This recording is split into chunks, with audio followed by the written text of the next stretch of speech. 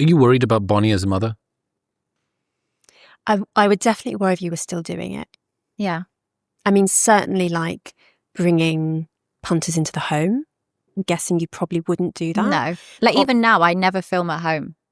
I always film at a venue. And I have filmed at home before, but I no longer enjoy that. I was like, no, I know what my home is.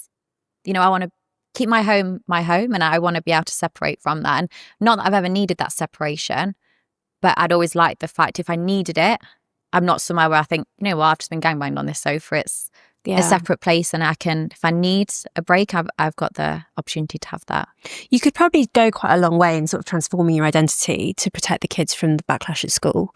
Different. I mean, Bonnie Blue obviously isn't your real name anyway, right?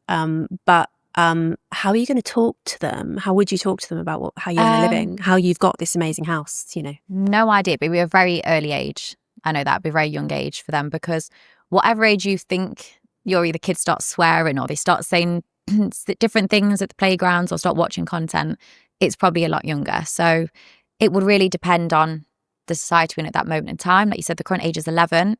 That might go even younger. I don't know how the conversation would go, to be honest. I don't know what would be, depends how long, if I'm no longer in the industry, how much is still out there, how much I'm still being spoken about, how much I would have to disclose. I definitely would want to disclose everything. I'd never want anyone telling my children or surprising them with what I do. I'd want them to hear it from me. And that's sort of how I deal with my family at the moment. Anything I plan to do or anything I do, they hear it from me.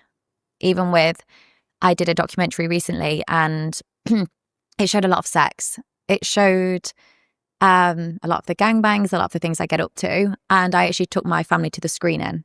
And some of the journalists was disgusted that I'd taken my family there. And it was hard to watch it with them, for sure. It was. Did you know it was going to be as explicit as it was? I'd watched a rough edit and I knew there was going to be sex in there. I did not know it was going to be as explicit as it was. And I was thinking during it, like I was sat next to my dad, my grandma was there, my mum, my sister, her boyfriend. And there was times where I couldn't look at the screen. I had my head down. What was that sensation that came up for you? It was me showing my pussy, saying I've just been railed by X amount of people. No, that's what was on the screen.